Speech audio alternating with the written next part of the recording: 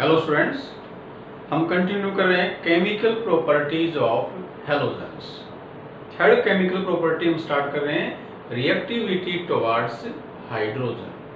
Halogens hydrogen से combine करेंगे तो कंपाउंड्स बनेंगे हैलाइड्स। अब तक हमने बाकी ग्रुप्स में उनको हाइड्राइड्स कहा था, यहाँ क्यों नहीं करे?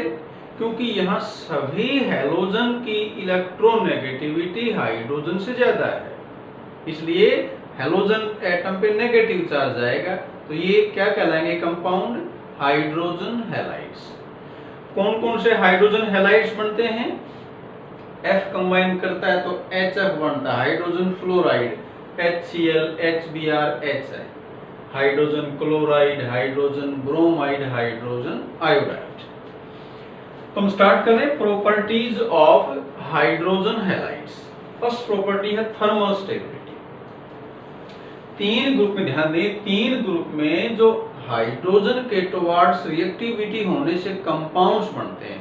ग्रुप 15th 16th में हमने हाइड्राइड कहा था, यहाँ हम हाइड्रोजन हैलाइड कर रहे हैं। ये बहुत इंपॉर्टेंट है, लगभग हर साल एग्जाम में यहाँ से क्वेश्चन पूछते हैं, सभी बोर्ड एग्जाम के अंदर, तो बड़ा ध्यान से इन टॉपिक को हमने करना है।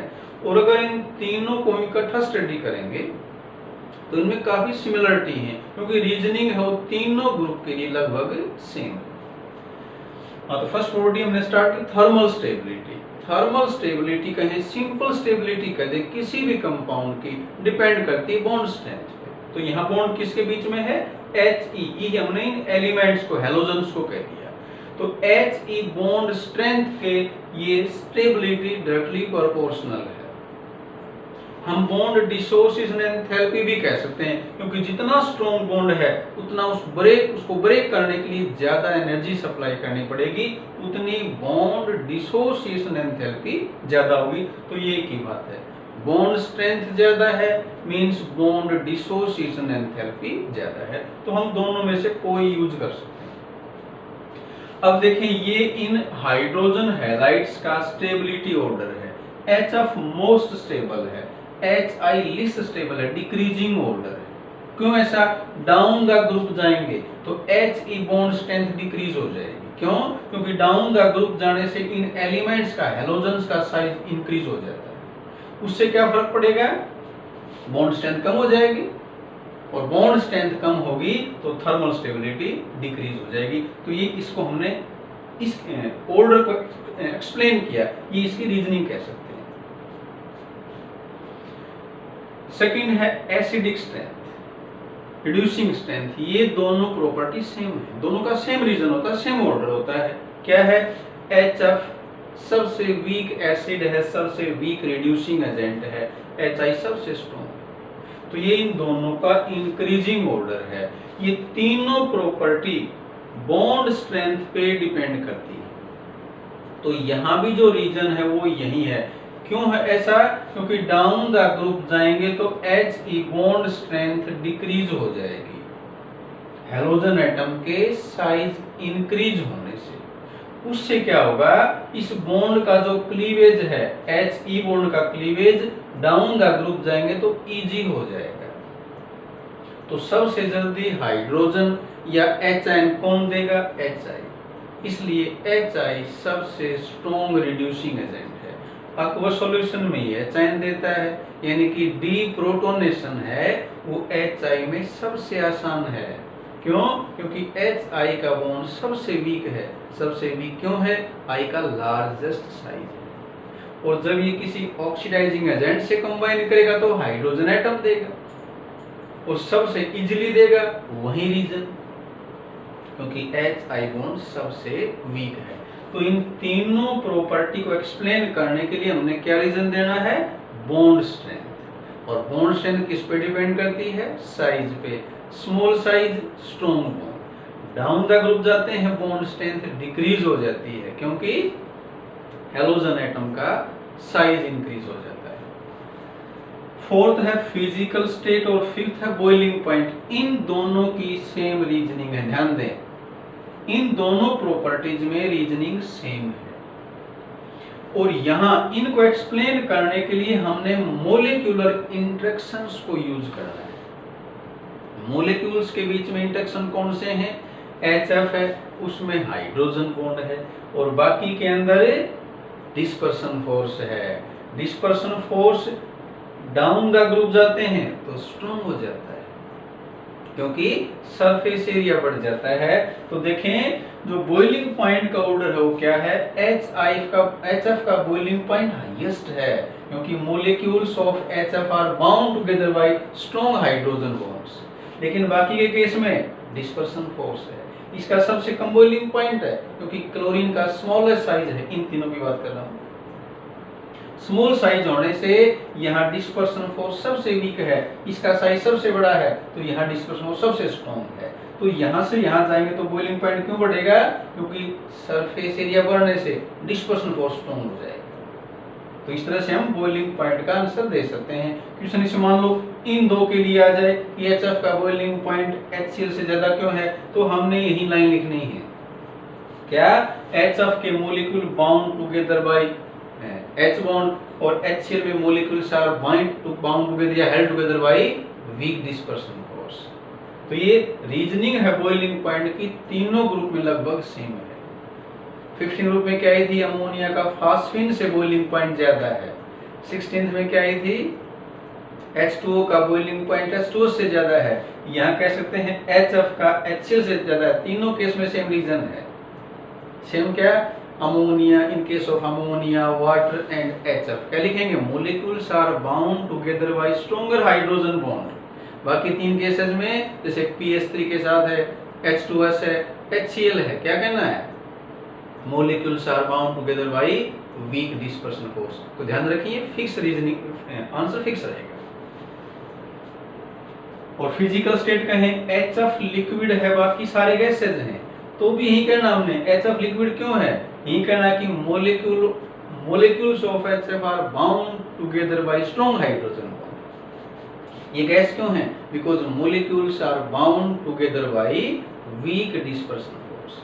तो इस कंसेप्ट को समझे, यहाँ कुछ क्रैमिंग करने की जरूरत नहीं है, इस कंसेप्ट को समझे हम, तो तीनों फैमिली 15, 16 और 17 तीनों केस में हाइड्राइड की प्रॉपर्टी हम इजीली एक्सप्लेन कर देंगे, और ये एग्जाम पॉइंट भी से बहुत इंपॉर्टेंट होगी। नेक्स्ट क्वेश्चन लिया हमने, F atom is more electronegative than I atom. Fluorine की इलेक्ट्रोनेगेटिविटी I से ज्यादा है, yet HF has lower acidic strength than HI explain. तो ऐसे क्वेश्चन अलग अलग दो मॉलिक्यूल के लिए भी आ सकते हैं। जैसे मैंने अभी बॉइलिंग पॉइंट का बताया, दो के बीच में, ऐसे एसिडिक स्ट्रेंथ का, रिड्यूसिंग स्ट्रेंथ का आ सकता है। तो ये रीजनिंग जैसे हमने यहाँ बताई उसी तरह लिखनी है। इसमें क्या लिखेंगे? HF bond is stronger than HI due to smaller size of F atom। Clear है? में ये F का small size, HF bond strong है। As a result, deprotonation, loss of H ion is difficult in HF and it is weaker acid than HI। तो ये जो comparison हमने HF HI के बीच में किया है, ये HF का HCl के साथ है, HBr के साथ है, तो ये रीजनिंग लगभग सेम रहेगी। इसलिए कंसेप्ट को समझें, रटे ना, क्रैमिंग ना करें। नेक्स्ट है, why halogens are highly reactive. Halogens की रिएक्टिविटी ज्यादा क्यों होती है?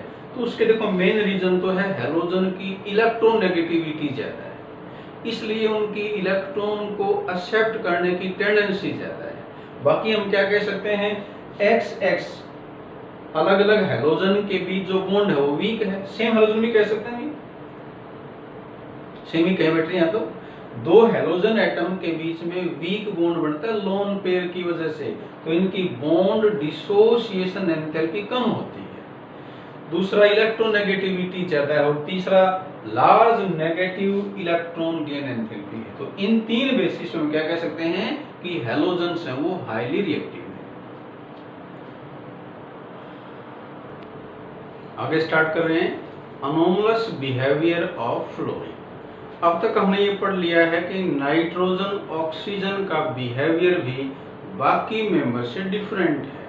लगभग उसी बेसिस पे हम कह सकते हैं कि फ्लोरीन का बाकी हैलोजन से डिफरेंट बिहेवियर है। तो रीजन बताएं पहले क्यों है। It is due to its small size, high electronegativity, low bond dissociation enthalpy, ये पॉइंट यहाँ एक्स्ट्रा है, and absence of d orbitals. 3 point लिख सकते हैं हम, 3 पॉइंट भी सफिशिएंट है। क्या क्या? स्मॉल साइज है, हाई इलेक्ट्रोनेगेटिविटी है, और एब्सेंस ऑफ डी ऑर्बिटल्स है। एफ के केस में ये एक्स्ट्रा है। अब वो डिफरेंट प्रॉपर्टीज क्या क्या हैं, तो स्टार्ट कर रहे हैं। फर्स्ट वन है F is most reactive among halogens. Fluorine की रिएक्टिविटी सबसे ज्यादा है। क्यों है?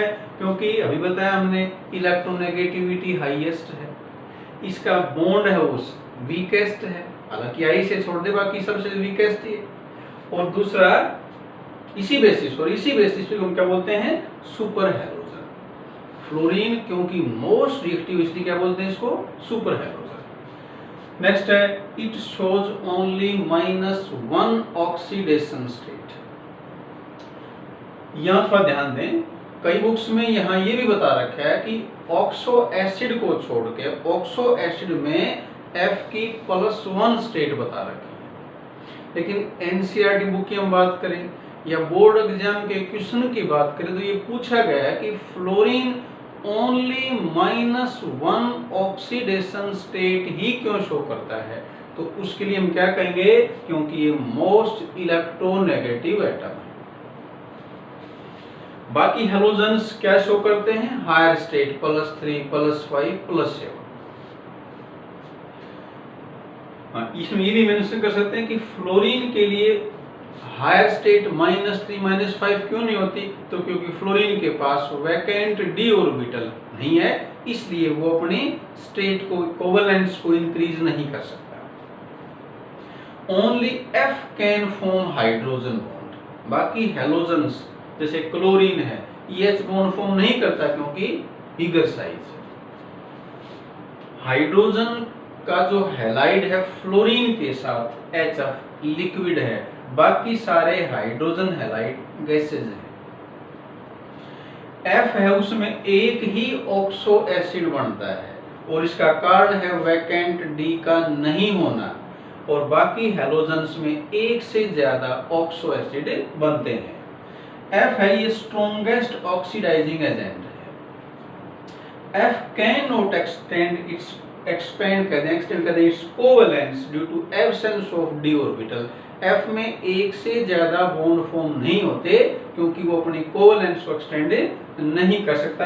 इसी बेसिस पे हमने की क्वेश्चन लिया है, explain why ClF3 exist whereas FCl3 does not. Same basis पे क्या कहेंगे? फ्लोरीन के अंदर देखें डी ऑर्बिटल नहीं है क्योंकि सेकंड मेन सेल में 2 ही सब सेल हैं S और P, D नहीं होता। तो ये F के अंदर देखें हम एक ऑर्बिटल हाफ फील्ड है, ये एक ही बॉन्ड फॉर्म कर सकता है। बाकी हैलोजेंस जैसे क्लोरीन की हम बात करें तो वहां D ऑर्बिटल प्रेजेंट है, तो ये इलेक्ट्रॉन यहां से अनपेयर हो जाएगा। जैसे इसमें था ना, ये अनपेयर होकर D में आ जाएगा। तो देखें इसमें कितने बॉन्ड फॉर्म हो सकते हैं? 3। तो क्योंकि क्लोरीन के पास वैकेंट D ऑर्बिटल था, इसलिए वो अपनी कोवेलेंस को इंक्रीज कर सकता है और इसलिए ClF3 एग्जिस्ट करता है। लेकिन F में क्योंकि वैकेंट D नहीं है, वो अपनी कोवेलेंस को एक्सपेंड नहीं कर सकता, इसलिए FCl3 एग्जिस्ट नहीं करता। ये देखो ध्यान दें एक बार, किसी भी कंपाउंड्स में ऐसा क्वेश्चन आता है कि ये एग्जिस्ट करता है, ये एग्जिस्ट नहीं करता, तो उसमें देखो 2 तरह के रीजन होते हैं। एक रीजन क्या है? सेंट्रल एटम अगर नाइट्रोजन है, ऑक्सीजन है, फ्लोरीन है और उसमें आता है कि कंपाउंड एग्जिस्ट नहीं करता, तो क्या कहना हमने?